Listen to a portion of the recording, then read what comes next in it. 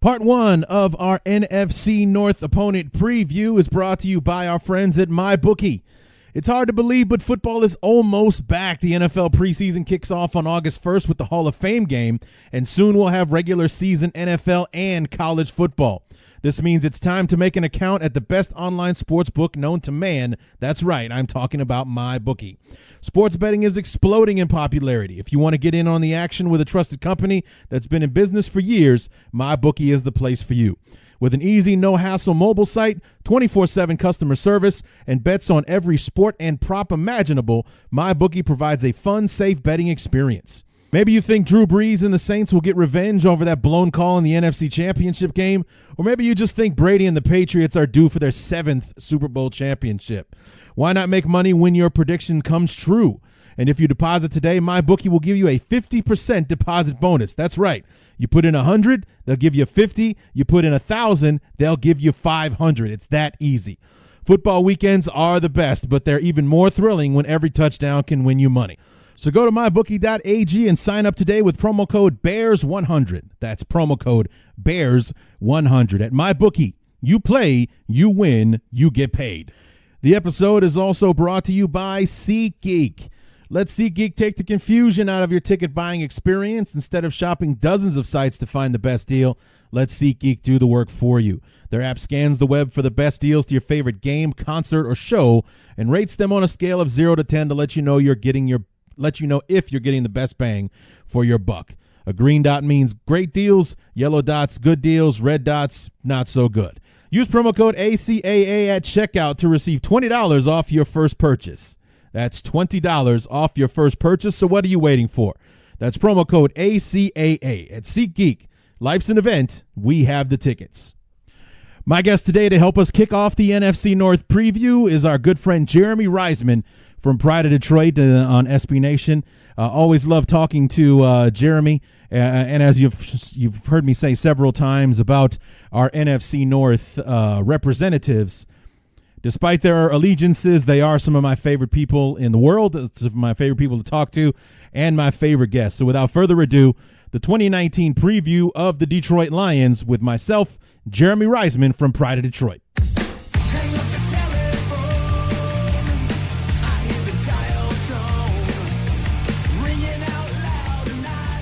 We're in the home stretch now. Part one of the NFC North preview is the beginning of the end. We got Green Bay after this, Minnesota, our beloved Chicago Bears, and we'll be wrapping up all of our opponent previews and getting ready for training camp and the preseason and the long-awaited. I've been waiting for the 2019 regular season since the start of the 2018 regular season. That's how I just felt something about this team, and I hope to God that it all comes to fruition. What's going on, everybody? Larry back, part one of the NFC North preview, talking about the Detroit Lions. Our good friend Jeremy Reisman will be joining us here in just a few moments to help us preview this Lions team and what they may have to offer. Will they be someone who spoils what's supposed to happen in the NFC North? Will they just be a nuisance that won't go away? Will they make their own mark, and everything else? And we'll find out what Jeremy thinks and where he thinks his Lions will end up being in 2019. But before we get to that, I got a real quick news and notes for you. The Bears released a press release earlier today saying that it was yesterday actually, that they're going to release they're going to honor a different decade of the team's history at each home game this year, including preseason games. So if you can't make it to a regular season game, you go to a preseason game, they're still going to do something to honor one of the decades that the team has been in existence. If you go to preseason week 1 for Carolina, that's going to be the 1920s, so the infancy, the beginning, if you will. If you go to week 4 for the preseason finale against the Titans, that one will feature the 1950s. Interesting decision there. Week 1 against the Packers on Thursday Night Football, it's got to be the 80s, right? Those are the glory days for the Chicago Bears. So all of they'll be honoring the 80s, and I'm not really sure how they're planning on doing that. and not exactly sure how they're going to honor it, if this is just going to be a video presentation or anything like that. I mean, granted, it's only the 80s, so I'm sure that there's several of the guys who might be in attendance, kind of like the 100 anniversary deal last month, but we'll see. The next home game, Week 4 against the Vikings, they're going to honor the 1930s. So, September 29th against the Vikings. I believe that's when we'll be wearing either the orange jerseys or the throwbacks, one of the two. Those new throwbacks that just came out, or the orange jerseys. I think it's the orange ones, so piss on that game. Week 7 against the New Orleans Saints, be honoring the 1970s.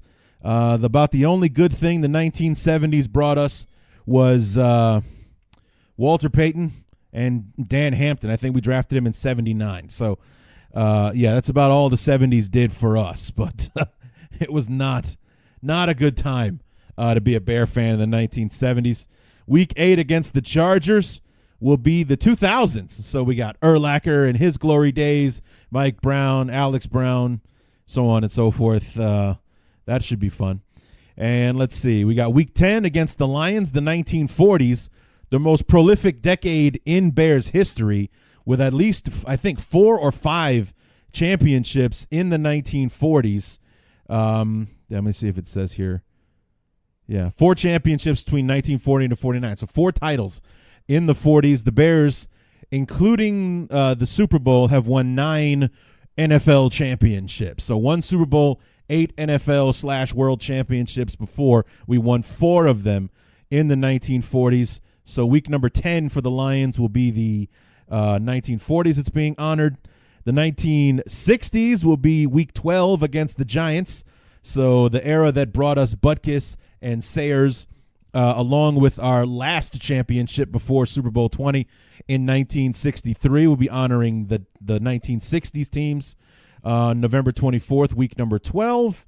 And let's see, week 14 against the Cowboys. That's the Thursday night contest. The 1990s against the Cowboys, December 5th. And let's see, week 16 against the Chiefs will be the 2010s. So the Lovey teams and, the end of the Lovey era, the beginning of our downward spiral that had to happen in order for us to get right where we're at now with Matt Nagy and finishing up the 2000s, or 2010s, I should say. This is the last year of the decade. Hopefully will be the best one we've ever had. So there you go. That's the so they're not doing chronologically. They're starting with the 20s, going all the way to the 2010s against the Chiefs on Sunday Night Football in Week 16. That will be the last team that gets, or the last decade that gets featured, the 10th and final, if you will. The only other real news that's come out today is that the Madden 20 released its rookie ratings. David Montgomery, no big surprise there, was the top-rated rookie that the Bears drafted and or brought on. They even had guys like Dax Raymond and Hall, the wide receiver whose first name I'm forgetting all of a sudden. The wide receiver out of Missouri. He's got like 94 speed and all that, but somehow he's only like a 63. Dax Raymond also a 63. David Montgomery, the rated highest of all the Bears rookies, at 71. I got a feeling if everything goes the way that, like I listened to the Hogue and Johns podcast. These are guys that are beat writers for the Bears, so they go to OTA practices, and they are just raving about David Montgomery. So I got a feeling that maybe with the advances and you might be able to download an updated roster that will uptick the David Montgomery ratings once they've had a few games under his belt. I don't know if they do that or not, but we'll have to wait and see. So I think that's all we really have for news and notes right now. Big announcements at the end of the episode. We got some I got some interviews lined up for the period between our last opponent preview and the start of training camp and the preseason. We got four nice interviews lined up. I'm looking forward to having all these people on the show, and stick around after our talk with Jeremy, and I'll tell you all about them. So Let's go ahead and get to it. Part 1 of the NFC North Preview with Jeremy Reisman from SB Nation's Pride of Detroit talking about the 2019 Detroit Lions.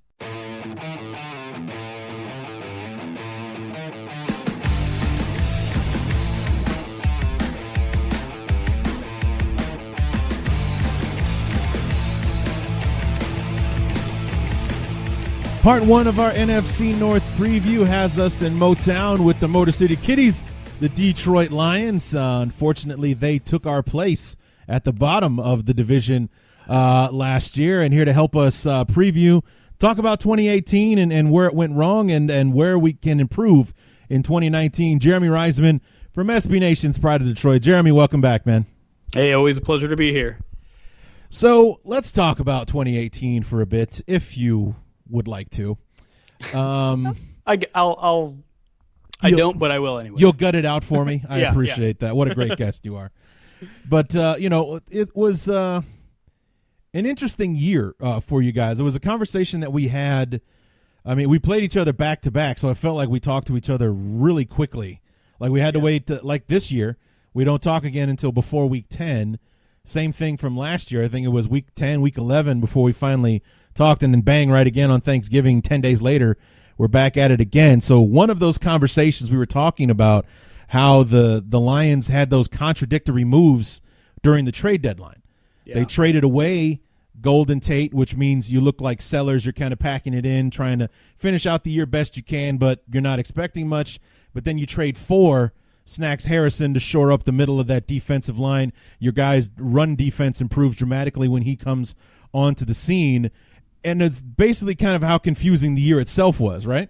Absolutely. One fun thing we're doing on our podcast right now is just going back and kind of reviewing the 2018 season and seeing what we know now in hindsight and all that stuff.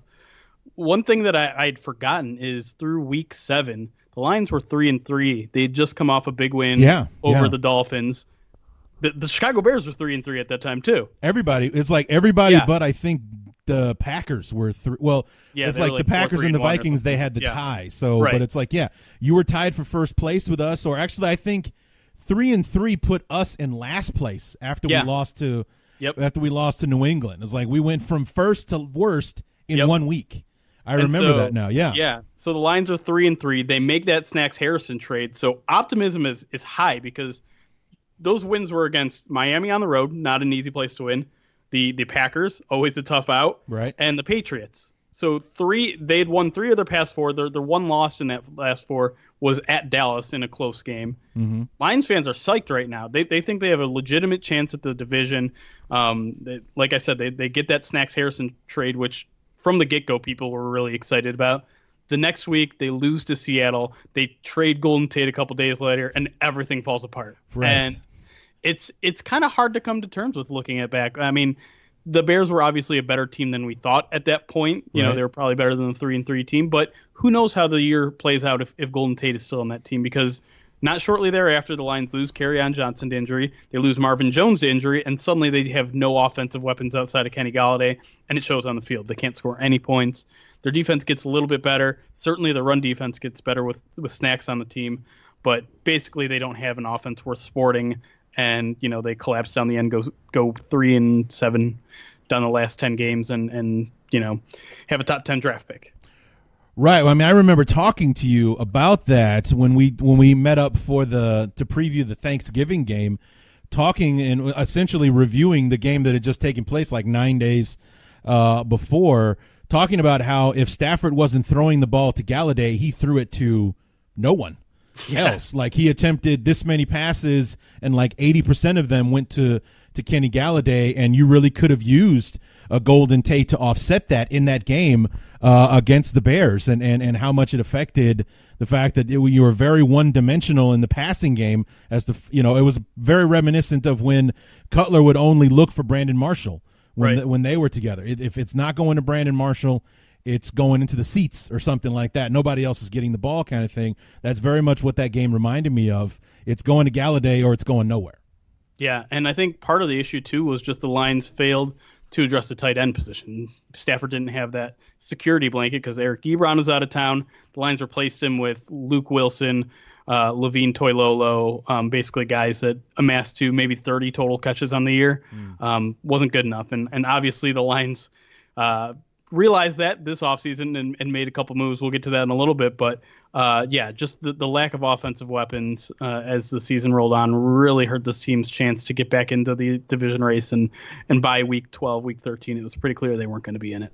Yeah, tough game on Thanksgiving. It was a lot of fun to watch, but the Bears were able to pull it out in the end, and that's just kind of where the road seemed to fork there. The Bears were definitely going to the playoffs. At that point, you could say that the Lions definitely aren't. They played the best team in the division tough, but they ended up losing. The Bears go to the playoffs. The Lions just finish out the string. So we're heading into the off season. Year one of Matt Patricia is behind you. Overall, what kind of grade would you give it? Like, was there, even though it didn't translate into as many wins that you would have liked, did you see any kind of progress? Is there a silver lining to the record that you finished with? I would say not so much in their overall record, considering this was a team coming off of back-to-back 9-7 seasons. Right. First time the Lions had back-to-back winning seasons since the mid-90s. I don't think there's anything salvageable in a 6-10 record. It's not acceptable, even with the Lions. Even it being a first-time head coach, even with a big defensive scheme change, 6-10 just isn't good enough.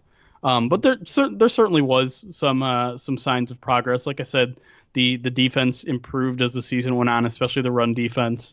I think, at least in terms of, there's more. I feel like there's a little bit more progress being had in the offseason. Of course, every fan thinks that their team made extreme progress in the offseason, right.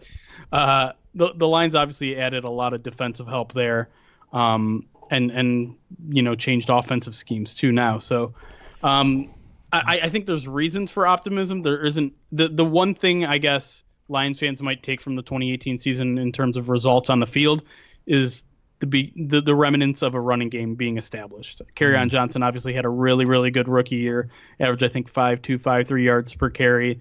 Finally broke that streak of 100-yard rushing yards in a single game, and it's clear that's what the Lions wanted to do, and it's what they were able to do against a team like Miami, against a team like the Patriots and Green Bay.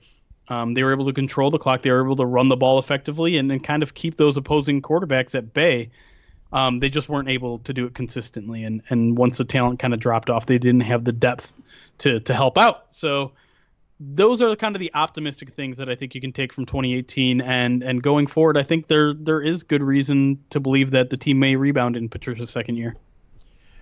You did get rid of the man with the greatest name in football, did you not? Jim Bob Cooter? That would be the one. About? Yes. Yes. Okay. Who took his place? So Seattle's former offensive coordinator, Darrell Bevell. Okay. He took the year off in 2018, but the one thing that I think is significant about that signing is it's the first coaching hire since kind of the Bob Quinn, Matt Patricia era where they went outside of their comfort zone. This is a guy that nobody has worked with before. This is a guy that probably has similar philosophies to what Matt Patricia wants to do, but I think fans were a little bit relieved to see him go outside of his comfort zone, not just hire a guy that he knows, hire a guy that might have value that, he could bounce ideas off of and not just take orders, So, and it kind of fits in with that whole mentality that the team wants to run the ball a little more, which, depending on who you ask, is either a really smart strategy to kind of go against the grain of what the NFL is becoming, or a really stupid strategy in that this is a passing league now. What are you doing? You're trying to bring things back to the 90s, and right. We'll see which one wins out. Obviously, there's still a place, I think, in this league for teams that can run the ball. I don't know if it's the way to build a team, but I think it's a way that can work. I think it might be the safest way to build a team. Because there's a lot of room for error when you're a pass heavy a team, for interceptions and sure. and just scheme mistakes. There's very little that can go wrong if you just say, here, take the ball and run it forward. Run to the left side, run to the right.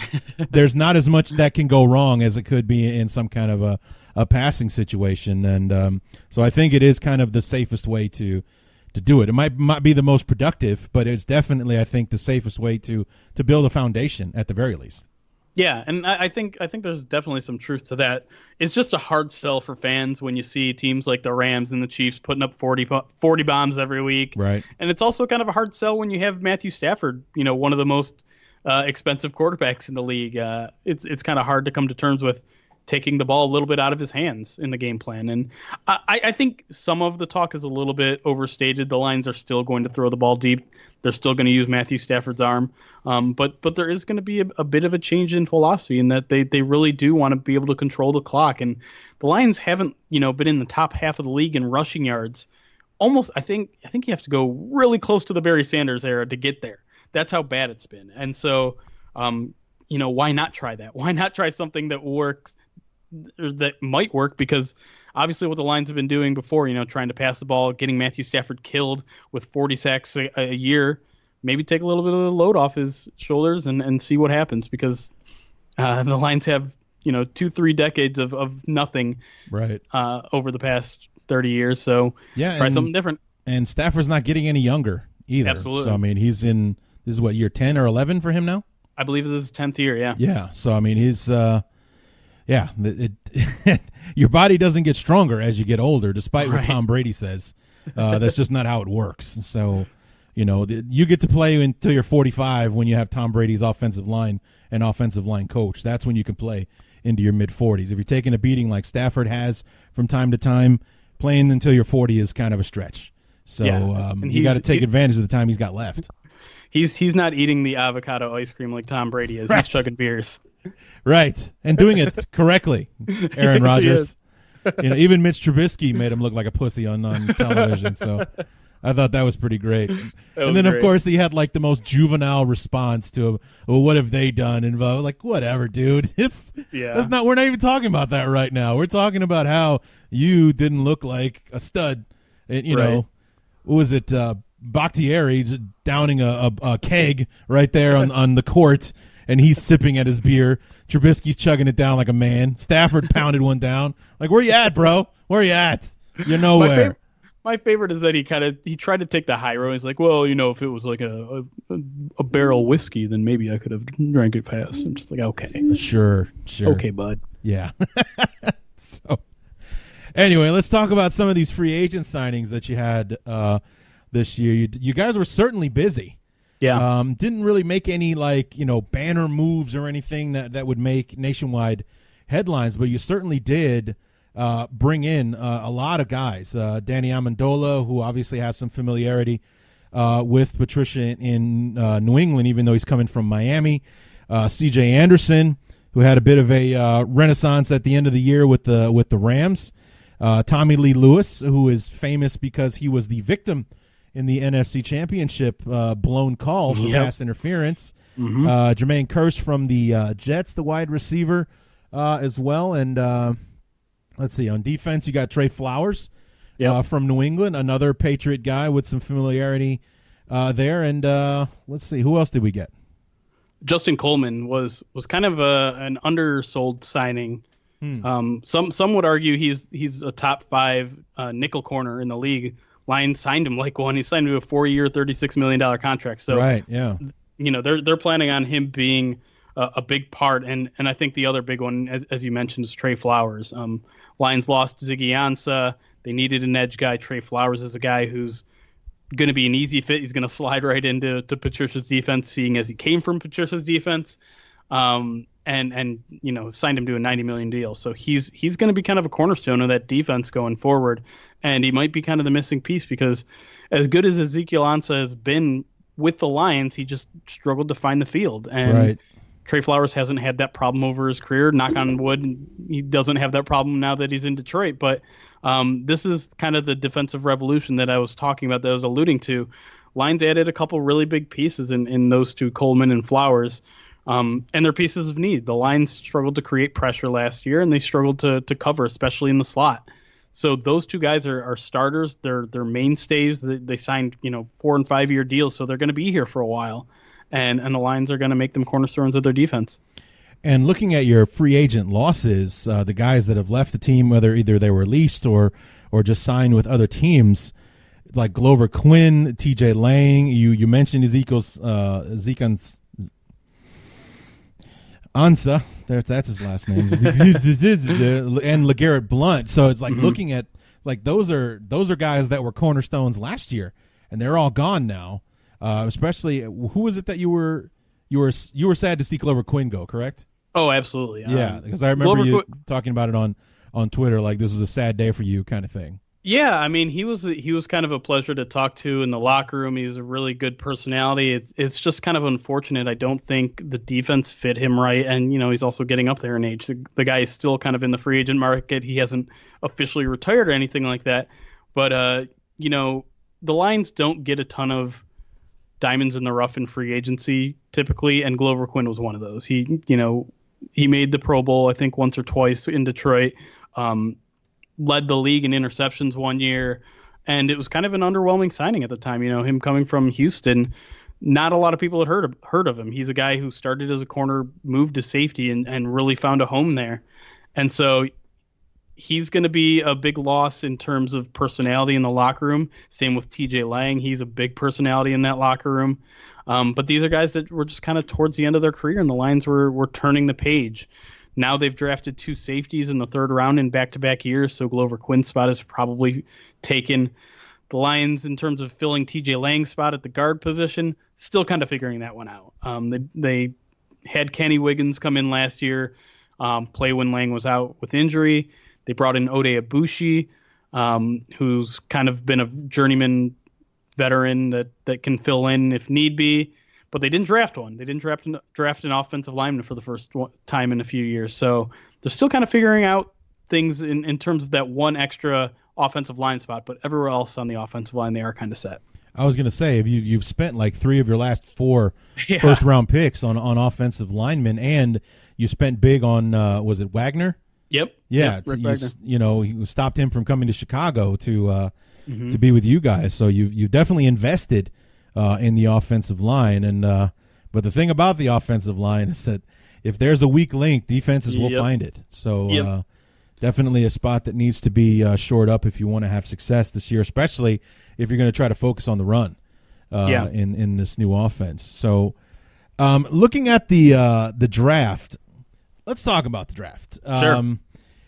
You go with T.J. Hawkinson, 8th overall. Did you get any did you get past draft sweats about the luck that the Lions have had with first-round tight ends as of late? I mean, I know Eric Ebron woke up and had a personal renaissance in Indianapolis last year, but obviously that doesn't make you guys feel good because he did not do that when he was in a Detroit uniform. But you guys this is like your 3rd first-round tight end in not that big a span of time. So, I mean, did you guys get the shakes when his name was read off the card? He was definitely a tough sell to Lions fans. There were some that were in big favor of it. The Lions actually don't have any tight end that was on the roster last year. They got rid of all of them. So tight end was certainly a big need, but selling a fan base that a top 10 pick is worth it for a tight end is just going to be a tough sell. Whether the Ebron era happened or not, it's a tough sell because it's not a position that typically, makes or breaks a game. You think of edge rushers, you think of quarterbacks, you think of cornerbacks, sometimes even linebackers as guys that might be valuable in that top 10 spot, but tight end is just not one that you think comes to mind. And certainly the Ebron situation didn't help. It didn't help that they passed on Aaron Donald that year. It didn't help that Ed Oliver, an undersized defensive tackle, was also kind of around that pick again this year. So I believe he went right after Hawkinson. He did. So, he went 9 to Buffalo. Yeah. Yeah. So I mean, the comparisons are just there to make. Now it turns out after hearing Bob Quinn, the general manager, and Matt Patricia speak, there was no chance they were ever going to take Ed Oliver. They like their defensive tackles big, strong, meaty, not undersized and quick. They want meat in the middle of their defensive line. They want Damon Harrison in the middle of their line. Right. So that was never going to happen. But nevertheless, if Ed Oliver goes on to have an amazing career, it's undoubted. There's no doubt that the Lions are going to draw criticism again for picking a tight end, whether Hawkinson has a good career or not. So is that the guy that Lions fans were going out and buying Ed Oliver jerseys before the draft, a la the Eagles buying Ricky Williams jerseys, that one year and things like that? Was Oliver the pick that Lions fans wanted, or was there Was there like, hey, these are the 3 or 4 guys at 8 that we want if he's there? Yeah, I think it kind of depended. It was pretty split. Ed Oliver there was definitely a contingent of Ed Oliver, and despite what Lions fans will tell you, back in 2014, Aaron Donald wasn't on everyone's lips either. You know, he was a guy that was very kind of controversial because of that size. So, who's the defensive end that went right before Hockenson? I'm drawing a blank. Josh Allen. Josh Allen. He was a guy that I think Lions fans were really, really hoping would fall to him, and it got so close that I think some fans were hoping they trade up and grab him. But as for the Hockenson pick, that's where I get Aaron Donald flashbacks, because the year that Donald got drafted, the Bears were picking at 14, and they were all about Aaron Donald. Mm-hmm. And going into that draft, it's like the obstacles were like 7 at Tampa Bay because Lovey and cover 2 because of course.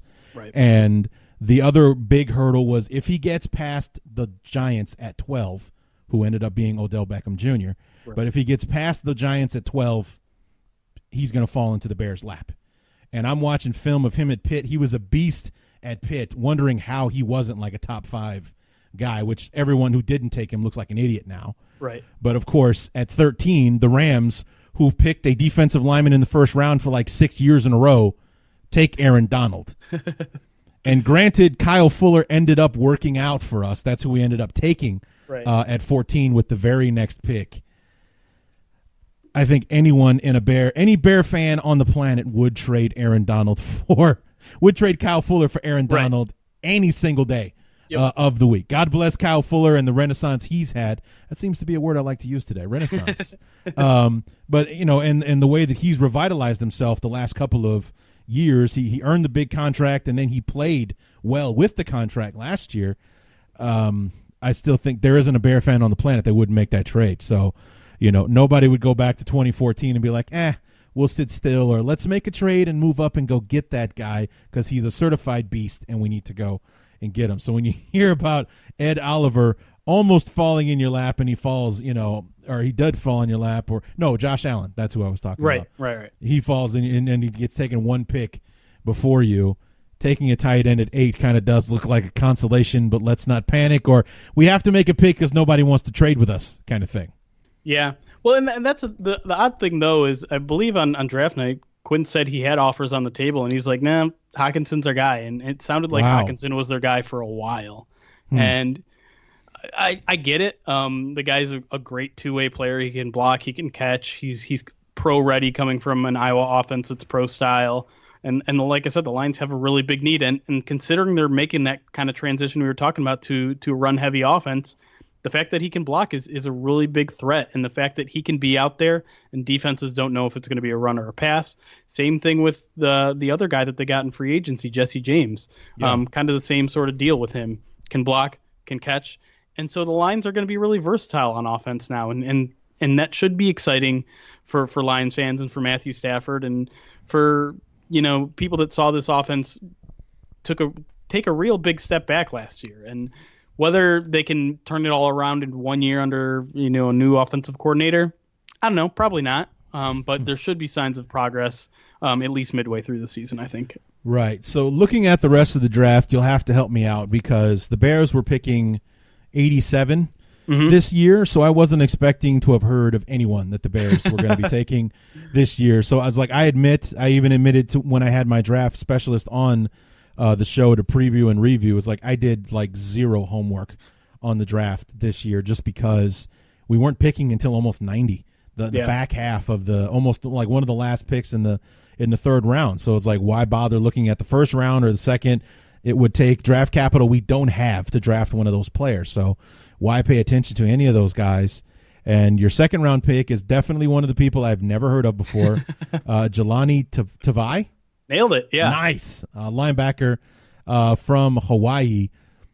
Never heard of him, but he goes 43rd overall. What makes him the guy? Well, you aren't the only one who hadn't heard of him on draft day. Let's put it that way. A lot of people thought this was going to be a day 3 pick. And so another tough sell to the fan base. This draft got off to a rocky start for Lions fans. Yeah. And, I mean, who the heck knows? anything about these guys. I'm of the ilk where I'm just sitting there and enjoying draft week because me too. It's fun. It's crazy as a site manager. It's a lot of work. I'm not going to get emotionally involved because I'm humble enough to admit I don't know shit about these guys. Pardon my language, but so Tavai is a guy who just he was versatile. He played a lot of different positions. He was a middle linebacker. He was an edge rusher. He was an outside linebacker. Does a lot of stuff, but just doesn't seem to like pop off on the film too much. Speed is a little bit of a concern for him. So again, a tough sell. The interesting part about this draft, and I don't mean to jump too far ahead, is a lot of people wanted Amani Oruwariye with that second pick because the Lions needed a second outside corner. They ended up taking Oruwariye in the 5th round. So if you like to play mind games to kind of sell yourself in the Lions draft class, this is what I said. Pretend Amani Oruwariye got drafted in the 2nd round. Pretend Jelani Tavai got drafted in the 5th round. Suddenly you're a lot happier about this draft. Right. Yeah. That happens, sure.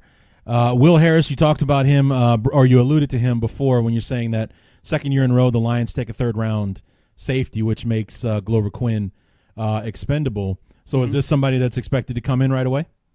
Yeah, I think maybe not as a starter. The Lions are probably set in terms of starter with Quandre Diggs and then last year's 3rd-round pick Tracy Walker. But Will Harris is definitely going to get some looks. The Lions really like to load up on defensive backs in certain formations, and a lot of times that means a 3rd or maybe even a 4th safety out there on the field. So Will Harris, it's a big hitter, a box safety, so a guy who can cover kind of the nickel position if need be, can be good in run defense. Also extremely athletic, so he can cover a lot of space. I think a lot of people were on board with this pick. It makes a lot of sense, even though they went safety last year as well. They need to get young there, and Will Harris is a guy that definitely was valuable there in the 3rd round. Would definitely be a value pick. All right, and then we move on to day 3. You got Austin Bryant, defensive end from Clemson. Was he one of the big 4, or was he just like a depth guy for them? I believe he was. He was the smallest of the big 4. Right. He was the forgotten of the big 4. The interesting story about Austin Bryant is that about halfway through the season last year, he tore his pectoral and played through it. Wow. Which is one of the more painful injuries there are in the NFL. And a lot of times, you'll see in preseason, someone might get a torn pectoral this year. They're going to be out for the year. Yeah. This guy played with it for half the season. So he's on the mend at this point. He had off-season surgery, didn't participate much in OTAs or minicamp. So might not see a lot of him in the first, month or 2 of the season. Definitely a developmental project, but a guy that probably will eventually take the place of Devon Kennard, who was one of the Lions' big off-season signings last year. So a bit of a developmental project in the 4th round, which I don't think many fans are upset about. The Lions, no Lions fans is ever going to get upset about them adding to kind of that defensive front because it's been a while since the Lions have had a fierce line and are amongst one of the teams that can provide a lot of pressure on opposing quarterbacks. So again, developmental guy, you won't see a lot in his rookie year, but definitely the potential to be I don't know about if a steal is the right word, but a solid contributor for a few years. Yeah, it wasn't because I don't know if it was the NFL Network or ESPN, maybe both, that kept showing the Clemson defensive linemen dressed as Power Rangers or something like that. That sounds familiar. Was he the one that they put in pink? Was he the pink one? Oh, no, maybe. There had to be a pink one. There's like red, yellow, green, black, and pink or something like. And if there's somebody has to be the pink one. I wonder if he was, since he's the little guy, was he the one that they put in pink? So maybe that whole weekend was a blur for me. Yeah, it's crazy. I absolutely love draft weekend. I really do enjoy it. I don't and it's turned into such a spectacle. Yeah. Ever since they started moving locations and everything, it's like the draft has always been a lot of fun. Radio City Music Hall was fun, but when they moved it to Chicago, in 2014, 2015, whatever it was, now all of a sudden it's in multiple locations. It's this big, huge stage. It looks like a Kiss production or something like that. We got screens, we got lasers and TV, smoke bombs and stuff like that. This huge, crazy setup, and then Nashville, 600,000 people in the streets on night 1. downpouring rain. No one cares. They're not going anywhere. It's NFL. It's draft night. We're all here having a great time. And, and the rest of the weekend, that street was packed to the gills all weekend long for something that on its base, in its base formation, if you will, is probably has to be one of the most boring things that there is. It's a bunch of guys making a phone call to one place to make an announcement, and that's it. That's the draft. That is all that happens. The teams from their various locations around the country call to the one place. They make the announcement to tell the world. Then the next team does it after that. That's all that's happening with the draft. And yet, I can't wait for it to get here. I watch every single second. Even the 6th and 7th round picks, I have no idea if I'll ever remember any of these kids' names or what kind of careers they'll have. But I'm going to watch to see who the Carolina Panthers took at 221 in the 7th round. Just because it's a lot of fun watching that. I'm not really sure why, but I just can't stop watching it. Well, to me, I don't know. The NFL tends to make a big spectacle out of small things. Like the NFL Combine is something I can't get behind. Oh my God, I'm sorry, I can't. I'm with you on that one. I am absolutely with you. But for the draft, I think it's different because it is kind of a monumental deal for these kids. That's the really cool part about it is you're throwing a party for these kids that are, having their dreams come true, whether they're a first round or a 7th round pick or even an undrafted free agent signing. This is a game-changing weekend for these people that, their lives are never going to be the same. And hopefully it's all for the better. It's obviously not going to be for everybody, but it's just a really cool moment for these kids' lives. And there's really not any sort of parallel in any other profession other than other sports where you get to see all these people have their lives change right in front of you. And so I'm all for it. Make it a big party. Throw 500,000 people in the streets. Have fans go crazy. Have fans boo the commissioner. Whatever. It's supposed to be a fun weekend, and I'm glad that it is. I'm totally over people booing the commissioner. We've only been doing it for 9 years now. Can we just calm down with it? It's almost worse than the what chant. And I will curse Stone Cold until he dies for getting that thing started. That was just, oy. Anyway, and then you're saying it's a big party. Well, the party moves to Vegas next year. Oh boy. Yeah, that's going to be bananas. I can only imagine, how many of these guys' NFL careers are going to be ruined because they spent draft weekend in Vegas. Right. I'm terribly afraid of what leaked photo is going to come out hours before the draft starts. Yeah, would it be another Laramie Tunzel? Exactly. The day before the draft, he goes from being the number 1 overall pick to getting drafted somewhere in the teens, and just because some overzealous offensive lineman went out to stuff some dollars in some G-strings the night before the draft or something like that. So, yeah, it should be interesting. So, any other of your day 3 picks that you want to talk about? I think it's kind of interesting that the Lions went skill position basically from 6th all the way from the 6th to their second to last pick in the 7th round with Travis Fulgham, Ty Johnson, Isaac Nauta.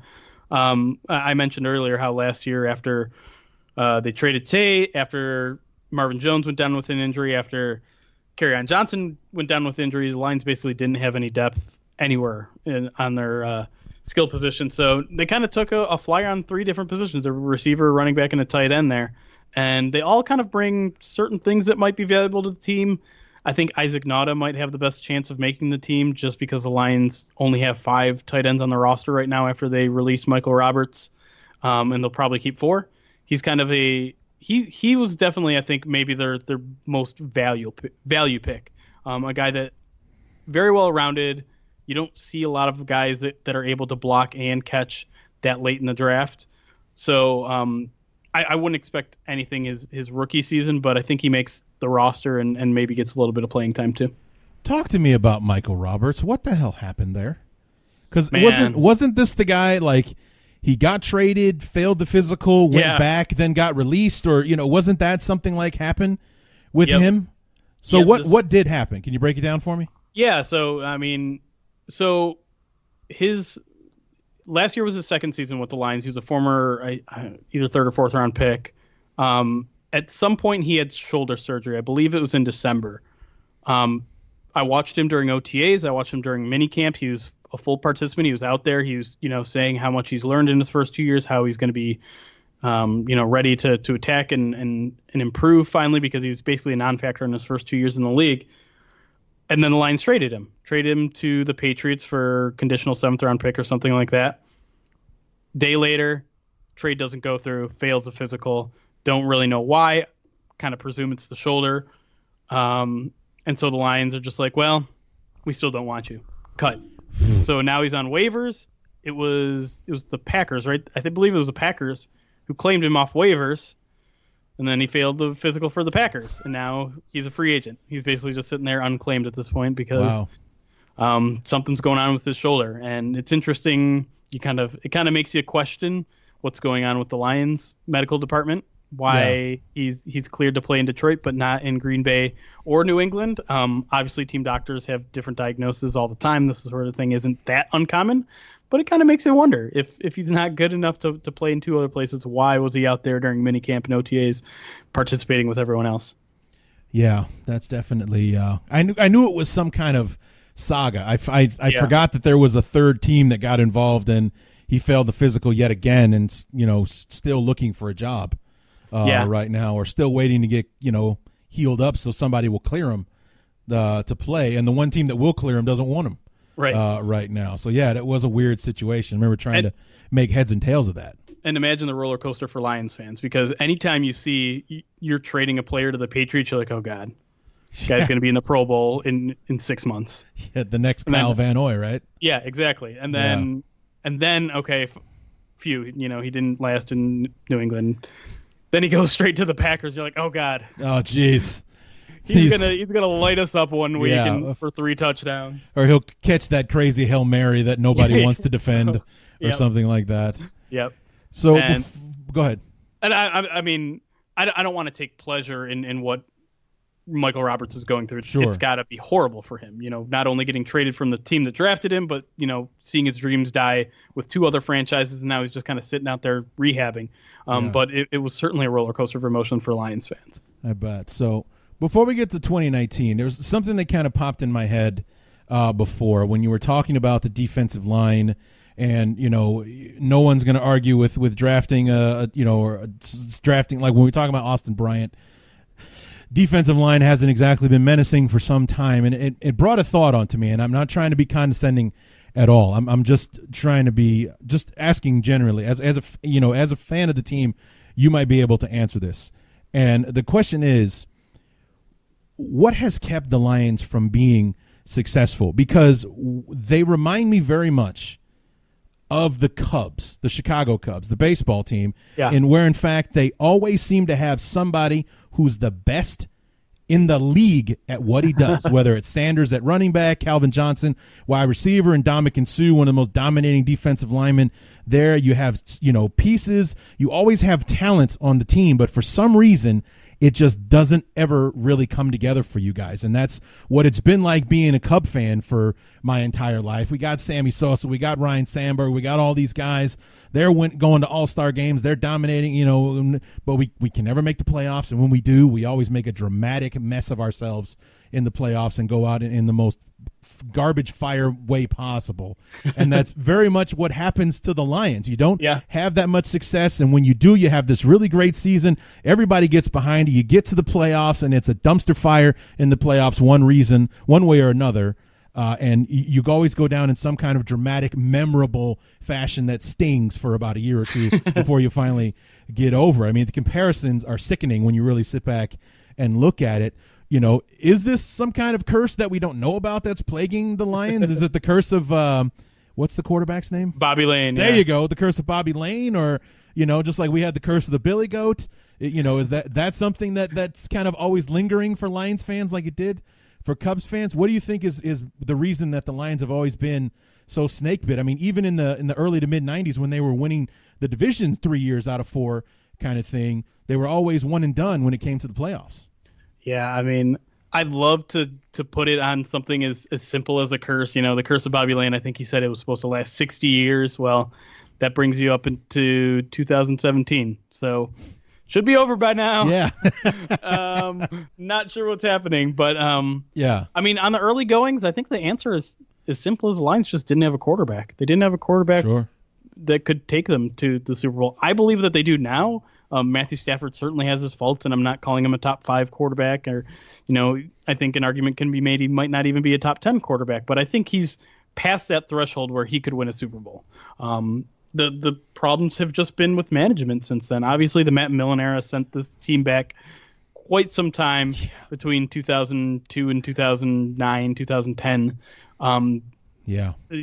That's a stretch of football that you might not see that bad ever again. It was that bad. We're talking 2 and 14, 3 and 13 seasons are the regular.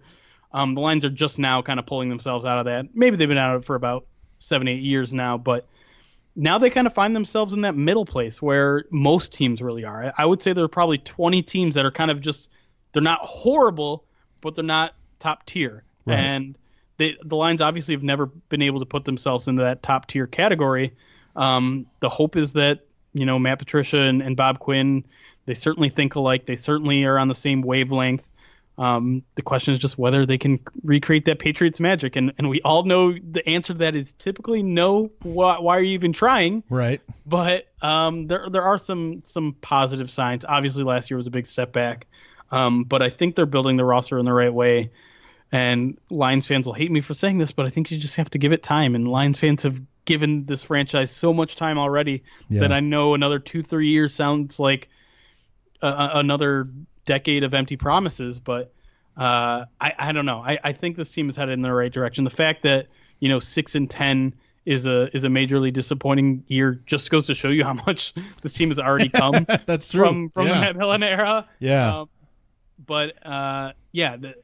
I don't know. I don't know what it takes for a team to get from that middling, mediocre team to an elite team. A lot of teams are trying to figure out what it takes to do that. But Lions are still figuring out. I've never seen it, so I don't know what it looks like. Right. I mean, it's definitely an interesting, a question. Like I said, I mean, being a Bears fan, we see the Lions twice a year, and I remember in the '90s what good football teams you had with Sanders, and you got Herman Moore, and Rodney Peete as the quarterback, or Eric Kramer when he was there as well, and you had some good football players on defense, and always in the mix in the NFC Central and winning it a couple of times and things like that, and then with the Calvin Johnsons and Matt Stafford's playing together, and those 2011, 2014 teams that I was pulling for just because it's why not, man? These guys are fun to watch. They're exciting, but those were the all offense, no defense teams where you could light up the scoreboard. But there's that cliche I like to talk about where you literally have to outscore your opponents because your defense isn't going to stop them. You have to score 40 because the opponent's going to score at least 30. So those teams and everything. So it's just I've always wondered, as talented as the Lions have been at times, why they haven't been more successful. And like I said, it did remind me very much of all my years as a Cub fan where we had a lineup that most teams would envy, and yet we couldn't win 90 games. We couldn't get into the playoffs, and God forbid we did make it to the postseason. It was always something that would scar you for life, that would be your postseason exit. The Bartman thing, and Christ, I'm stopping right there. So but yeah, that was horrible enough all on its own. But still, that's very much what it reminded me of, is that this team is constantly loaded, has a good bunch of talent. It has people on the roster that everybody in the league would gladly take, and a very loyal fan base, despite the way that their teams have played over the years, which is another Chicago Cub thing. Wrigley is always packed, no matter how well the Cubs are playing, and yet don't have much to show for it as far as wins or division titles or postseason runs, for that matter. Yeah, I think you kind of nailed it, too. It's like they have enough talent on the team to keep fans interested, but not enough to tally up wins. Yeah, that's pretty much that was the Cubs in my lifetime until like the last 4 or 5 years, where we have the best team year in and year out kind of thing. But I mean, that's kind of what the Lions have always reminded me of. I've always kind of sat back and if it's an odd weekend where the Bears aren't playing the Lions, but I get the Lions game anyway, I always kind of look at the team. Is like, why aren't these guys better? Yeah. They got some good football players on this team. They should be better than 4-6 where they are right now, or something like that. Or why are they letting the Cardinals play them this tough? I don't get it. So, but anyway, let's move on to 2019 and be a bit more optimistic here. Speaking of the Cardinals, you got them week 1 this year. You're on the road, so you're the first that gets to look at Kyler Murray and what may or may not be the biggest. I don't know how to feel about this kid. I really don't. I know that the small, quick, mobile quarterback is a thing thanks to Russell Wilson and others that followed him, but I got to think that maybe drafting him over and ditching Josh Rosen would end up being a mistake, in my opinion. Yeah, man, I was not thrilled when I saw this game as the first on the Lions schedule. Right. You may remember last year the Lions opened up against a rookie quarterback as well, and things did not go so well against Sam Darnold and the Jets. I believe they put up 50 on the Lions or something. And yeah, well, they didn't finish well. They started off like gangbusters, but then it went sideways from there. Yeah, and so the fact that Cliff Kingsbury is bringing his high-flying offense with the first overall pick. Yeah, not something I was eager to see right off the bat. I mean, any other team would probably feel okay about facing a rookie quarterback in his first career game, but you just have no idea what to expect out of this. It's a new offense and it's a new quarterback. There is no scouting reports for any of these guys, and so I have no idea how I'm going to predict that game to go, because obviously the Lions are in a bit of a better position now. They're not installing a new defense like they were last year. They have a lot more talent on that side of the ball as well. But I mean, that first week of the NFL is hard to predict enough. Yeah, it really is. Because teams are so much different than they looked last year. The fact that there's a new head coach, that the first overall pick, rookie quarterback, I mean, you might as well flip a coin for that opening week. Yeah, and that's the thing about week 1 is, like, no matter how it goes, you can't put too much stock in it. It's just it's such an outlier of the season, where no matter how it goes, week 2 is the other side of the moon compared to week 1. Like what NFL teams learn in just that 1 week about other teams after week 1 is amazing. I mean, like you were talking about Cliff Kingsbury and bringing his high-flying offense reminds me of when Steve Spurrier came into the league to coach the Redskins. And the first, Chip Kelly, right? Yeah. Steve Spurrier. Or, Chip Kelly. As a matter, I said the same thing about Chip Kelly, him bringing that crazy Oregon offense where we're running a play every 25 seconds or whatever. I was like, give the NFL defenses about a month, and they'll have this figured out. That's what happened to Spurrier. They came out of the gates like 55 points in the first 2 games. The Redskins are the best offense the NFL has ever seen. And then a few weeks later, it's like, it's still Danny Werfel. He's not an NFL quarterback. It's still those guys that did stuff for him in Florida. These guys were low to no draft picks for a reason. We got this. And then Steve Spurrier went off the deep end as far as the success with his team. That is very much a possibility of what could happen here with Cliff Kingsbury, because the Cardinals have fallen victim to what the rest of the league is doing. Even a team in our division did the same thing. You're trying to find that young, smart, offensive genius to, have this, glorified relationship with your quarterback. In Green Bay's case, it's, trying to coach up Aaron Rodgers, one of the best ever. In Kingsbury, we're trying to start a dynasty with this kid and things like that. To go along with what McVay's done in Los Angeles, what the Bears were able to do last year with Nagy, and the progress that Mitch Trubisky made. Everyone's trying to reinvent that wheel, this copycat league that the NFL is.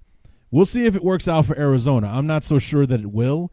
I don't think the Kingsbury was exactly the best hire for them and everything. So we'll see how it all works out. For their sake, I hope it does. For your sake, I hope they don't figure it out for the first few weeks, just so you don't have to, give Kyler Murray a memorable first day of his NFL career. So, but looking at the rest of the season and just storylines in general, what's something that we should keep our eye on going into the season? Position battles, just something you want to keep focused. Somebody on the hot seat this year or in a contract year, something like that. Well, I think the first thing is the contract situations that are looming right now.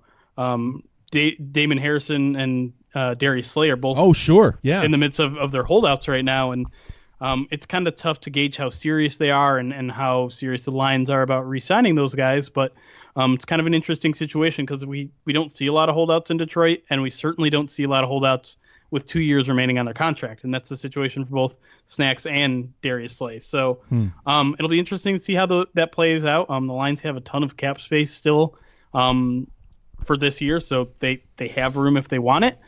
But we typically don't see the general manager make extensions like that until training camp or right before or in the middle of training camp. Yeah. But they also have some other guys that are entering contract years. Graham Glasgow, who used to be their starting center, but looks like he's moving to right guard this year. He's in a contract year. Ashawn Robinson, who took a big step forward last year as kind of the backup / complement to Snacks. He's entering a contract year. But I think if we're talking like overall pictures, I think offensive line is really going to be the key to this team in 2019. And I just kind of alluded to it, but they're making a big change on the offensive line. Frank Ragnow, who's drafted in the first round last year, played left guard all last year. Now it's become clear that he's the starting center, and that's a position he was a lot better at Arkansas during his college career. Right. And it just kind of appears that maybe the Lions didn't want to push him into it right away. Obviously, center kind of has a lot more responsibilities than certain other positions on the offensive line. They're snapping the ball, they're calling protections out, that sort of thing. So they're moving him to center now, which means Glasgow's getting moved over either to the right or left side. It looks like it's probably the right side where TJ Lang used to be. And then you have Taylor Decker, who just got his fifth-year option picked up on the left side. He needs to show a lot of improvement. He's kind of been sluggish, not playing up to his potential ever since he had shoulder surgery. And then Rick Wagner at the other tackle position, who's been solid but not spectacular. So, and then the aforementioned battle that I had between Ode Ibushi and Wiggins. That battle brewing at left guard is obviously going to be an important one because, as you mentioned, you're kind of only as strong as your weakest link on the offensive line, and whoever wins that battle is going to have a tough task. Yeah, definitely, and it's like I said, it's amazing how quickly things can fall apart if there's one guy that's not holding up his end on the offensive line. I mean, we as Bear fans definitely know how that goes when, it would always seem to be that from the left guard to the other side, it was great, but our left tackle was a swinging gate getting Cutler killed, Jamarcus Webb. And, it's like I know that whoever was playing against the Bears was like, oh, I got Webb this week. This is going to be awesome. 6 sacks before halftime kind of thing. So, yeah, but we all know that you could have an all-pro offensive line, but if one guy, whether it be an interior guy or one of your tackles, is a weak link, the whole line suffers. And talking about Ragnow, moving him over to center, the Bears are doing the exact same thing with James Daniels. Mm-hmm. So, I mean, he was a starting left guard for us last year, keeping Cody Whitehair at center. And now that he's got a year under his belt and a full offseason with OTAs and all that kind of stuff, they've moved him over to center and shifted Cody Whitehair back to guard, which is something that he did in college. He's been playing center for the last 4 years. He did not play a snap at center in his career at Kansas State. He was actually a left tackle his senior season. He played guard and tackle at Kansas. He did not play center, and he made the Pro Bowl last year as a center for us. So now he's moving to guard, which is probably a more natural position for him, and Daniels is moving to center, which is his natural position. So we're going to sit back and see what effect that has on our offensive line, as you guys will see if Ragnow is better being the captain of the offensive line instead of one of the outside players. That's interesting. I guess I didn't realize that the Bears are going through almost something identical because Glasgow, again, like he was the team starting center for a few years as well. So it's interesting that they're kind of mirroring each other. Yeah. So, I mean, it's definitely something that Bear fans are checking out for sure to see how that transition goes. So anything on the defensive side we should keep an eye on, like how the corners are developing, or if your $9 million man at the corner, your slot corner, is how he's dealing with things. Yeah, I think just the Lions' kind of depth in the secondary is going to be interesting this year. They also added, they kind of shipped away Nevin Lawson, who had been their number 2 outside corner for a couple of years, but literally never got an interception in his 3 or 4 years in Detroit. Just wasn't a playmaker. Always seemed to be in the position, never seemed to be able to make a play. Replaced him with Rashaan Melvin, who kind of struggled with the Raiders last year, but has had some success in the past of his career. But the real depth and the real kind of interest to me is in the back end, the safeties. We mentioned the 2 third-round picks that they've added. We mentioned that Glover Quinn's gone. They also added Andrew Adams, free agent. There's just a lot of different options. I think you're going to see a lot of different looks on that back end, whether they bring in 5 DBs, 6 DBs, sometimes maybe even 7 DBs. They're just really looking to make some plays there because the Lions were one of the worst teams at creating turnovers last year. Darius Slay's basically the only guy that can get his hands on the ball. But they added a bunch of guys who have, interceptions in their career, a lot of passes defended in their career. This is a good division in terms of receivers. I think it's an underrated division in terms of receivers. Everyone talks about, Minnesota obviously has a good 1-2 punch, but I think Devontae Adams of Green Bay is one of the best receivers in the league. Right. The Bears are continually to add more and more pieces to their offensive arsenal. I think it's important to have a good secondary these days, and I think the Lions are taking that very seriously, and it could be perhaps the most improved unit on this team going into 2019. Interesting. Looking forward to see how that all turns out. I mean, it is definitely like you said, as a division, as a collective, probably the most underrated group of receivers in the league. And just because there's no Calvin Johnson, so who cares about the Lions kind of thing. Devontae Adams is kind of a one-man show right now, and I talked to Evan Western yesterday about them, and it's like, yeah, we got Devontae Adams. They made 0 wide receiver transactions in the draft or in free agency or anything. They still feel good about what they have because of the guys they drafted last year. People were hurting, things like that. So a very underrated group of receivers there. And then it's the Bears. The Bears don't throw the ball. They're a running team. So who the hell cares about their receivers kind of thing? But we got Allen Robinson. We got Anthony Miller, who was a fire plug last year. Taylor Gabriel is grease lightning. And then we drafted Riley Ridley, who somehow was sitting there in the back half of the 4th round when the Bears were picking. And we went ahead and grabbed him, and he's done nothing but dazzle in OTAs and everything so far. So I pray for the rest of the league if that kid turns out to be what the beat writers and everything have been seeing in practice thus far. So I don't think the Bears' wide receiving core is going to be much of a secret for very much longer if it all goes the way that it's kind of pointing to right now. So, but looking at the schedule, and when you go 6-10, you don't get a lot of national TV dates. Nope. You got 2. You got Monday Night Football against Green Bay, Week 6, coming off the bye. And then Thanksgiving, which for some reason they don't consider a national TV game, even though it's literally the only game on TV when it takes place. But outside of that, it's, well, you're in Eastern time zone, so it's 1 o'clock for you. For me, it's always Sunday at noon. Like when the Bears suck, I get 13 Sunday at noon games. I get maybe one. Everybody plays on Thursday at some point. And I get one Monday night game, but otherwise the Bears are playing at noon on Sunday kind of thing. And that's pretty much what you got here with the Lions. You might have a 3 o'clock game in there because we're playing the AFC West this year. But other than that, 1 o'clock on Sunday, that's where you'll find the Lions. Yeah, and I think that's something that Matt Patricia is going to like because he mentioned several times throughout the course of last season how disruptive the schedule can be when you have a Sunday night game, when you have a Monday night game, when you have a Thursday night game. It really either shortens or kind of just throws off your equilibrium. I think the NFL is all about getting into, familiar patterns in terms of your practice, the way you practice, the way you prepare. So I think it could potentially work in the Lions' favor just because they only have that one Thursday night game, that one Monday night game. I think they also have a Saturday day game mixed in towards the end of the season because the schedule gets weird. Yeah, Week 16 at the Broncos, you got Saturday. You got a Saturday game in there, yeah. But in general, I think that can certainly work to the Lions' favor. And obviously, as a fan, it's frustrating not being able to see them on that main stage. And all that, but it's not always a good thing to be on that main stage, because I hate to bring it up for a second time, but week 1 last year was a Monday Night Football opener against the Jets, and I don't know if you remember, but we were the first of the doubleheader in that week, and the game got so bad that they cut to the second game. Yeah, they just stopped showing it. Just stopped showing it. Lions fans could not watch the end of that game because they cut to him. No one in Detroit was watching it because it was like 48-17 or something at that point, but right.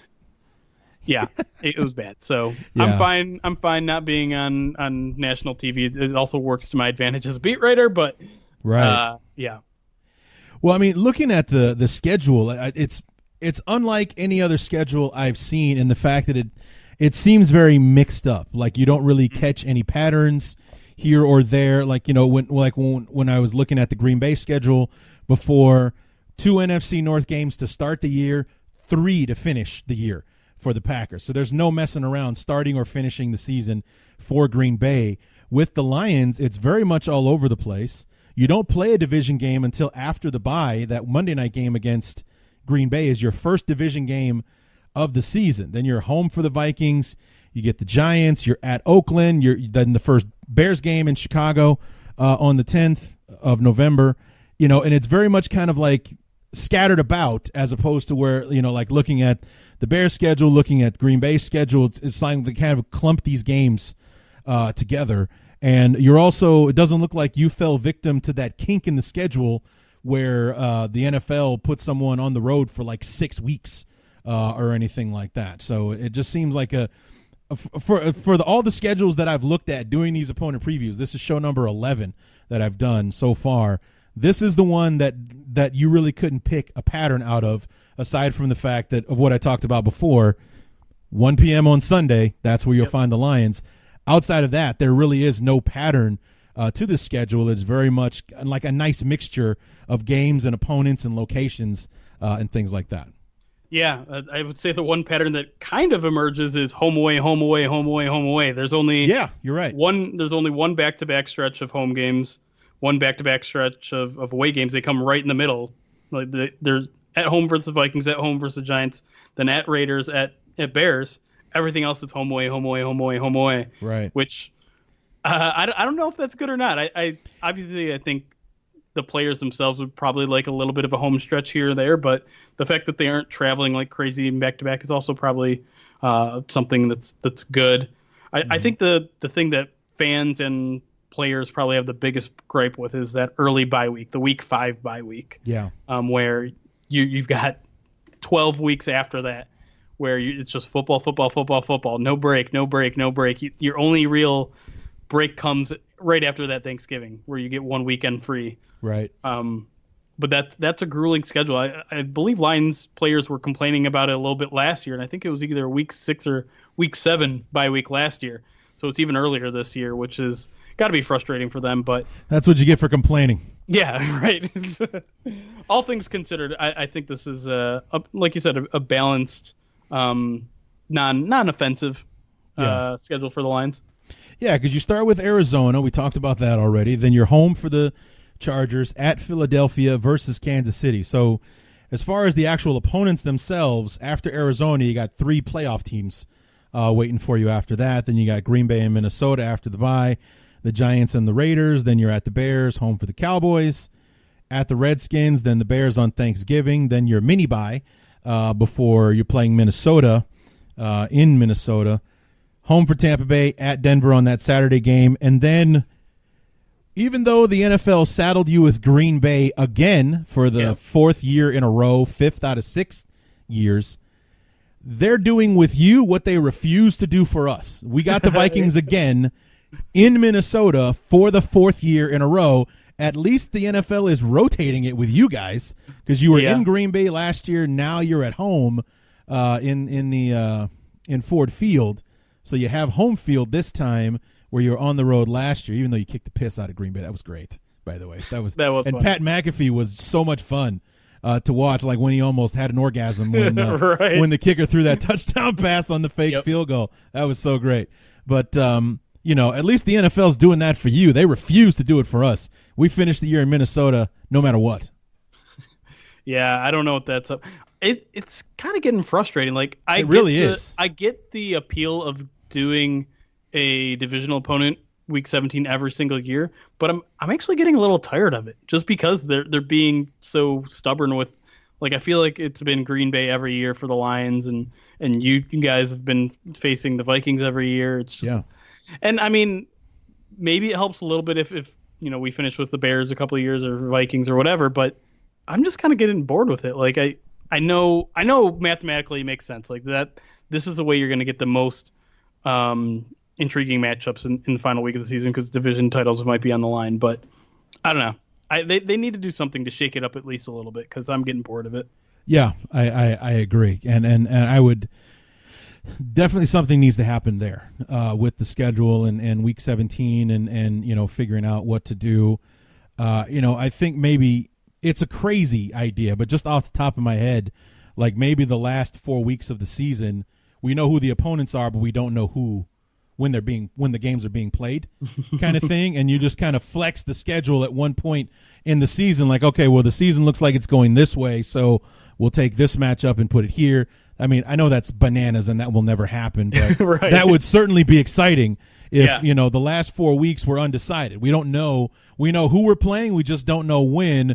We'll find out week 10 how the last 4 games are going because the NFL is going to flex them into position or something, as opposed to just having it. We know it's Green Bay again for the 4th year in a row, 5th time in 6 years, and hooray for that. Because the one time that didn't happen was when we played each other. Right. In Chicago last year. I think it was Tressman's last season, but whatever it was, it hasn't happened enough to shake it up. We're not rotating within the opponents. We're stuck with the same one year in and year out. And I agree with you. It is getting boring. Yeah. I'm open to any ideas as outside the box as they may be, like like flexing all 4 weeks, which would be a logistical nightmare. But I'm sure it would be. Yeah. Yeah, that's why it would never happen. Like logistically, it's not just something like, we're just going to hold this stadium so no one can schedule anything no matter what, and it still might not work out, right? Kind of thing. So, what are you looking for from the team this year? I'm not asking you for a prediction as far as your record is concerned, but where is it that you want to see the Lions improve? Where do you think they can go this year? Honestly, I think this is going to be another really well-fought division. It was last year to an extent. Obviously, the Bears kind of ended up running away with it, but right. I mean, I feel like every divisional game is always a battle, and it just kind of speaks to the parity that there should be in this division. Unfortunately, the Lions never seem to be on the top of it, but right. I honestly think they can be in the conversation this year. I know most people aren't giving them the chance. I know Vegas odds have basically everyone in the NFC North at like 8-5 odds, and then the Lions are like 11-1 odds. But I really think there's going to be a big improvement defensively on this team, and the key is whether the offense can bounce back. Matthew Stafford had an uncharacteristically bad year last year, and now that he has a little more weapons at the tight end position, now that the team will hopefully be a little bit better running the ball, continuing their trajectory up there, there's reason to be hopeful that the offense will be okay as well. I don't think they're going to be great. I don't think they're going to be a 40 points a game type of offense. I don't think they necessarily want to be either. But I do think this team has a little more talent than people are giving them credit for. And they took basically every team in the NFC North last year to the end. I mean, that the Thanksgiving game between the Bears was really close. They swept the Packers for the second straight year. Nice. Vikings have always kind of given the Lions a little bit of trouble, so maybe they weren't as close in those games as they had been in previous years. But I mean, I just don't see any team running away with it this year in the division, and so I think that puts the Lions right in the conversation. Could be interesting. I mean, I remember talking to you and Evan and Chris Gates last year, talking about how I wouldn't be surprised if we had 3, 9, and 7 teams in this division, and it just the way that we're always the improvements that each team made going into last year, whether it be free agency or the new coaches and the new blood that was being brought in, the Vikings being the reigning champs and everything. The Packers are coming back. Is Rodgers healthy after the new collarbone thing? And it was just such an interesting division last year, and it was pretty much in the can once the Bears beat Minnesota on Sunday Night Football last year. Yeah. And you talked about Stafford having a very uncharacteristic year. I think that the Thanksgiving game is testament to that because he did something in that game. It wasn't so much that he did it, it was when he did it. Those 2 second-half interceptions that he threw, the one to Eddie Jackson that went back for the pick six, the one for Kyle Fuller in the end zone that killed the last drive of the game. You don't see Stafford do that. He doesn't. He might get a turnover in here or there, but it's not going to be that killer at the end of the game in the fourth quarter. That's when he's supposed to be coming back and taking charge of the game again, not throwing the game away the way he did in that Bears game. So I mean, you don't see Stafford do that, and seeing him do that at that point in the game was very strange to see. Even though I was thrilled about all of it. So, and the intended target on both those pass plays. The aforementioned Michael Roberts. Is that right? Yep. Yeah.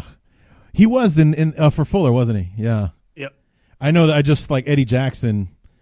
That guy's a beast, man. I'm so happy he's on our team. The play that he made, he came running across the jump. Oh man, he was so good.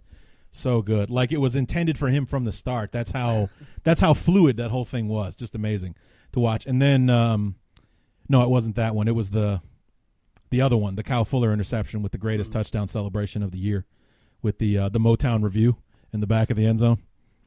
I'm going to pretend like I don't remember that. Oh, see. All right. Well, I'll let you off the hook for that one, Jeremy. It was against your guy, so I'll let you pretend like you don't remember. So, but Jeremy, thanks so much for coming back, man. Love having you on the show, and unfortunately, it's going to be a while before we get to chat again. Yeah. So November 10th, that's week 10 for us, and that's when we meet for the first time, and then we'll get each other out of the way just 2 weeks later, like we did last season. We're pretty much back-to-back games. We're just going to crank those out. So maybe one of these years, if the NFL won't let us play each other week 17, maybe we get to play each other week 1 at some point. Play each other before the we hit the equator of the season. We'll actually play each other in the beginning of the season where we're still trying to figure ourselves out and everything, instead of pretty much knowing who you are when we meet each other week 10. So, I mean, no offense to you personally, but I would love to get the Bears out of the way early in the schedule. Oh, absolutely. Yeah, I mean, especially considering last year, unfortunately for us, was an anomaly with our recent relationship with the Lions. I even read the article you wrote about it, and how it's time to reclaim owning the Bears or something like that. I would very much be happy with, doing like a week 1, week 7 thing and getting you guys out of the way and just getting it done with, because, that was like, we've talked about this before, that, even though the Bears and the Packers are kind of like the top rivalry in the division, I've always considered the Lions to be our best rival as far as the competition in the games and things like that. Even in that 9-1 stretch that you guys went into, I think only maybe 1 or 2 out of those 10 games wasn't decided in the last few moments of the game, whether it was a missed field goal or, you guys stopping us short at the goal line, things like that. It was always edge of your seat. This is competition. This is fun to watch, as opposed to watching Green Bay kick the piss out of us 55-14 or anything like that. No one really ran away with the games between the Bears and the Lions. So those are always the scary games you want to get out of the way, and we got to play you guys right in the meat of the season when it really starts to matter. So that could be problematic on its own. So I would much rather get you guys done in the first half of the season instead of try to contend with you being a problem for us in the second half of the year. I'm with you there. Maybe we can call up the schedule makers next year. Hey, we'll figure something out. All right. We'll work on it. So we'll start a petition and get our dozens of listeners to help us out, and get those petitions signed and help the NFL fix the schedule. Let's do this early on. So, hell hath no fury than an online petition with 24 signatures. Damn right. Damn right. Feel our wrath. Let's get it done. So, Jeremy, thanks so much, man. It's going to be a while before we hear from you again, so where can we keep up with you in the meantime?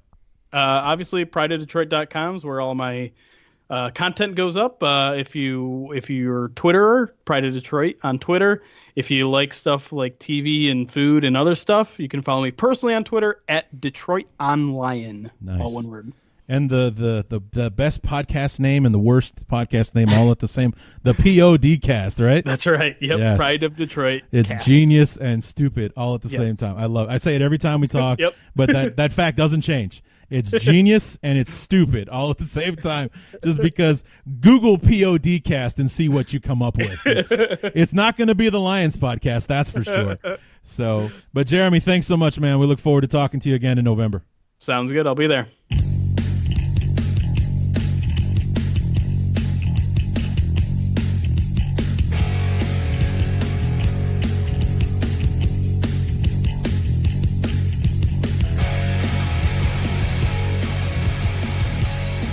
Always enjoy having Jeremy on the show. Look forward to having him back not until week 10. It's going to be a long break between now and the next time we get a chance to talk to Jeremy.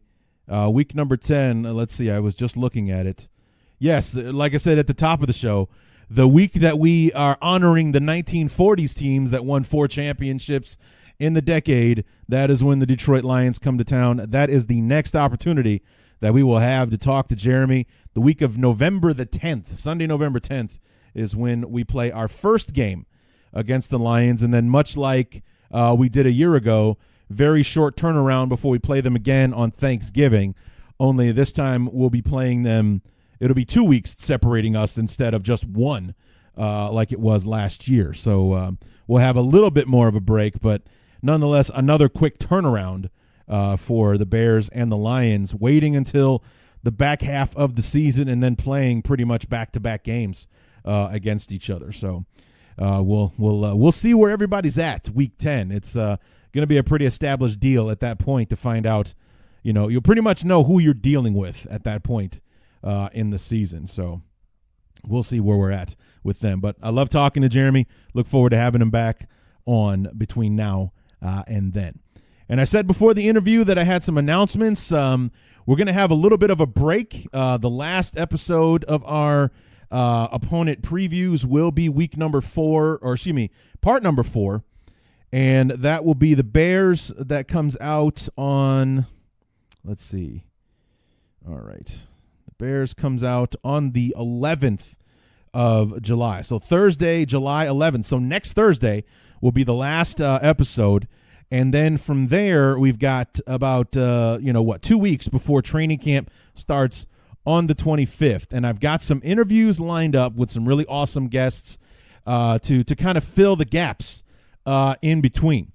And the interviews, in no particular order, will feature Adam Rank from the NFL Network. He will be on the show. Adam is a huge Bears fan. He does not hide that. For anyone that's been keeping up with him making his 2019 season predictions, he predicted the Bears to go 16-0. So slight bias there, maybe, if we go undefeated and run the table in 2019. I think we're going to kick some ass this year. I don't know about 16-0, but we'll see. We'll see how that goes. We'll talk to him about the Bears, fantasy football. He's actually doing doing a little tour where he's going to be doing some comedy and some, fantasy football advice. We'll talk to him about the show he's doing. As a matter of fact, he's doing one in Chicago on the 21st. So we'll be talking about that, and I'm sure that we'll talk about it quite a bit as the interview progresses. But Adam will be on the show the week of the 15th. So the week leading into the show on Sunday the 21st, Adam's going to be on the show. We're also going to have Carolina Teague from ESPN in San Antonio. I don't remember particularly what station she's on down there, but she actually reached out to me about 2 weeks ago, letting me know that she's a fan of the podcast. She's a Chicago girl. She works for ESPN. She'd love to be on the show, help promote the show, so on and so forth. So why not? Let's have her on, see what she's got, what she wants to talk about with the Bears, and talk about how she goes from being a Chicago girl working in San Antonio, kind of like our new friend, your boy Q, is a Bay Area guy working in Central Texas for ESPN. So maybe that's just where you got to go to kick things off with your career. You got to go and bake in Texas for a while before you can move on to the places you really want to go to. So I don't know. We'll have to see about that. We're also going to have Emery Moorhead back on the show. I'm going to have him on the week of training camp. I got to talk to Emery and to see about having him on to talk about the training camp and the rigors of it. And even though it's nowhere near what it was during his day, he can offer some insight on how you have to get prepared for training camp, the things you have to do, what training camp is like. Basically it's almost like going back to college. You're living in the dorms, you're amongst each other. Nobody goes home at the end of the night, that kind of thing. So, what is that like, and does that make it an easier or a more difficult situation to get through? And then the last interview I want to announce is one that's very close to my heart, very dear to me. The gentleman's name is Don Patterson. For 20-plus years, he was an assistant head coach to Hayden Fry at the University of Iowa. And I met Don Patterson after Hayden Fry retired, and Coach Patterson took the head coaching job at Western Illinois, my alma mater. And I got to know Coach very well as I was working. I worked very closely with the football program while I was in the broadcasting department at Western Illinois. He's a fantastic man. And after his time at Western Illinois ended, he took a little bit of sabbatical, and when he returned to coaching, he returned as an assistant at the University of Buffalo. And you want to know who was there at the same time that Coach Patterson was at the University of Buffalo? You guessed it, a little guy by the name of Khalil Mack. So he's going to have some insights on what Khalil Mack was like before he became Khalil Mack. I don't know if he was still on the staff when Khalil Mack had his coming out party against Ohio State in that crazy game at Ohio State where he had sacks. I think he scored a touchdown off a sack fumble or something like that. He went bananas. The next thing you know, Khalil Mack is a national star. He's the number 4 pick in the upcoming draft. And today he's ours. So we'll talk to Coach Patterson about his career, his life, and the time that he spent in Buffalo with Khalil Mack and what he might have to share with us there. So those are 4 very awesome guests that I'm going to have on the show. See what else I can crank out in the meantime. And, I'm excited. I'm excited about all these. I've been trying to get Adam on the show for a while. Love to talk to Emery about what training camp is like for players and so forth. See what Carolina has to, or Carolina. She is Latina, so maybe it's Carolina. But what she has to offer and what we're going to talk about with her, I'm just looking for a fun conversation there. I don't even know what we're going to talk about yet. I know it's going to be Bears, but we'll see where that goes. And then Coach Patterson, that is definitely the crown jewel, in my opinion, of these interviews and the talk that I'm most looking forward to. So be sure to come on back and keep your eyes on the Twitter feed and on the Facebook page to find out when the episodes are coming out so you can listen to these, what I'm sure are going to be very fun conversations and great interviews. So that is going to do it for the part 1 of our NFC North preview. Come back on Friday. I'm going to let you have the holiday off. Come back on Friday after the holiday on the 5th for part 2 with Evan Western from Acme Packing Company to talk about the 2019 Green Bay Packers. So enjoy your holiday. Come back on Friday to listen to the preview on the Packers. And until then, my name is Larry D, and this has been Bears Talk Underground.